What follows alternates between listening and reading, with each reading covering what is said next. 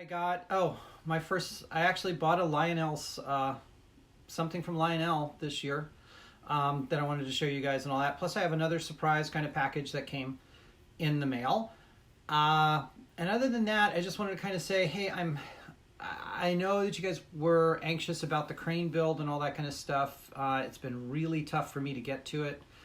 There's been a lot of things that have been going on between what's going on at work, the continued COVID crisis that we're in, uh, and some other things and all that. So I'm kind of working through that a little bit, and it's taken me a little bit of time. If you haven't noticed lately, I've been in some of the live streams and all that, but not as active as I have been as lately. There's just some things I got to get through. So sooner or later, I will get back to model railroading. And I want to thank you guys in advance for all the support that you guys are going to come out and say and understand. I know I've said this before, that it's kind of hard for me to get into it. So it's just trying to get through some more things. I think everybody's been going through it lately. So for me, it just took a lot longer, kind of like for Sparky. It took Sparky a bit longer too. So I'll go ahead and show you what's going on with the rest of the video and some of the stuff that I got. So again, maybe once every 2 weeks or so, I'll be putting something out unless I can get a good project going, because there's just nothing holding my interest right now. So again, thanks a lot for watching. Subscribe. I'll put some stuff out. We'll see if I got some railroad stuff coming in. And I think I have some other videos I'm going to put in here too, of a ride that I had the other day, which unfortunately I didn't get to see too many trains. But there's some neat stuff in it to it, and I'll probably narrate a little bit in there and tell you what it is. Okay? All right. Thanks a lot, guys. Thanks for watching. All right, so I just figured I'd show you some of the things that I've gotten in the last couple of days. I'm trying to do some other things you guys can see. Yeah, I got my first Lionel. I know I've been watching too many crossed anchors, so they've gotten me into Lionel. So the first thing I got was the operator scale trains. Tank car, you guys have already seen these a lot. This is another one of my wins from Jack Jack. And then, yeah, there's a big brown box that we're going to open up here in a minute. But I also wanted to show, yep, I got my first Lionel model. And yeah, it's not a train. Oh, look, and it's not Lionel scale. It's HO scale Lionel. But this is kind of cool. It's a service station, which I'm going to convert into a tire place that needs to go on my layout, which will be kind of cool. So it looked like a neat kit. It's undecorated. It comes, you can make it whatever you want. And again, this is one of the new Lionel HO kits. So those were kind of my two new things that I've got recently. This was from Walters. And like I said, the train car was from another Jack Jack contest win. So thanks a lot, Jack Jack. And you guys can still catch him if you go to his live on his Jack Jack's channel. He periodically comes up with the contests and all that kind of stuff, and pretty much it's fairly easy to get into some of them.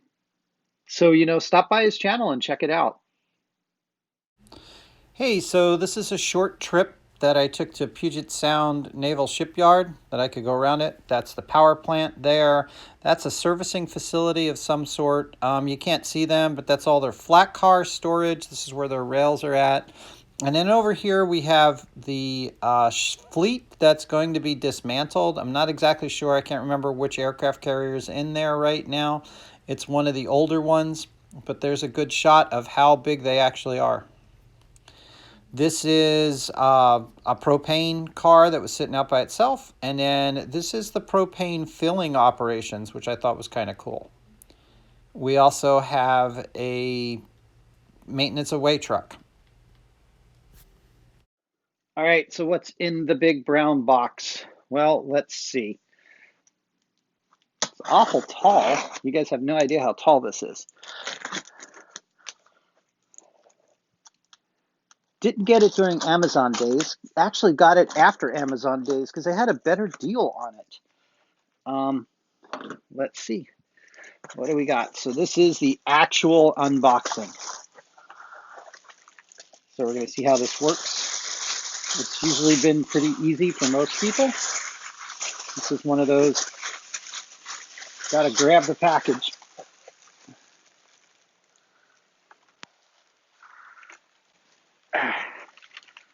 Hoping some people have guessed what this is.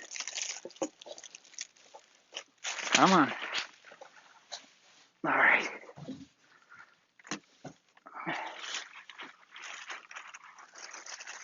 Okay, big package is out. I'll actually move this back some so you guys can see this. Might get a better perspective of how big this is. Okay. Now, I decided that I wanted to go big or go home in my first part. So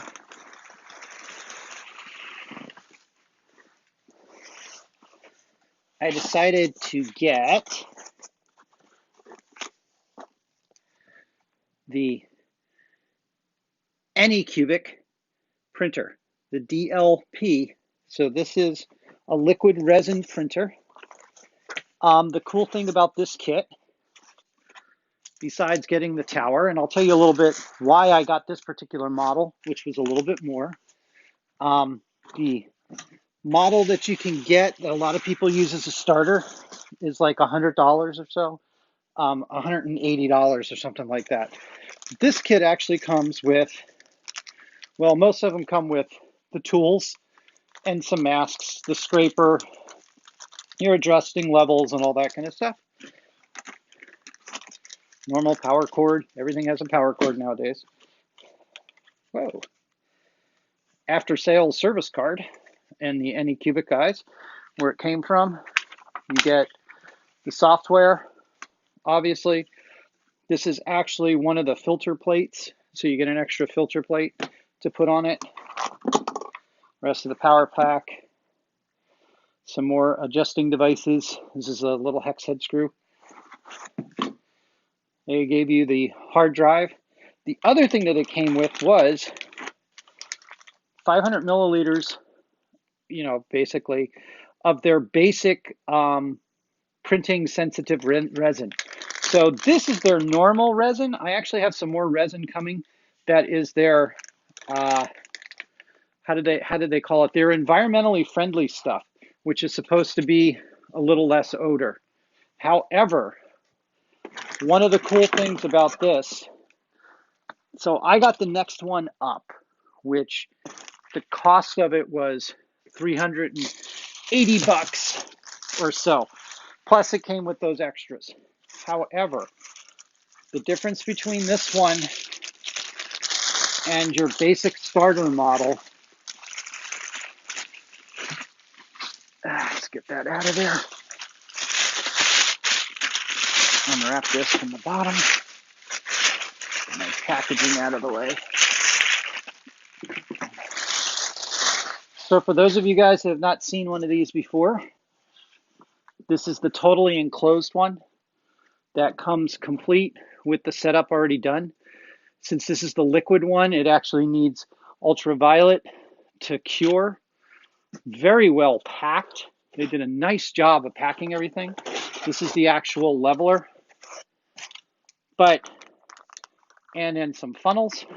But the neatest thing about this one, which a lot of people have complained about, so there's two major differences between the very, very inexpensive one and this particular one, which I wanted.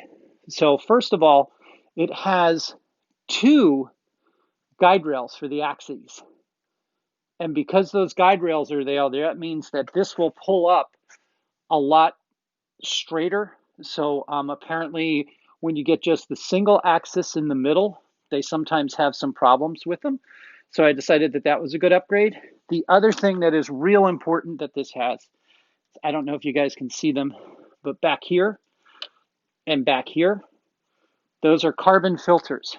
So the nasty smell that comes from these, which everybody knows that these kind of smell nasty, are supposed to be minimized. I'm not going to say eliminated, but are minimized by those things.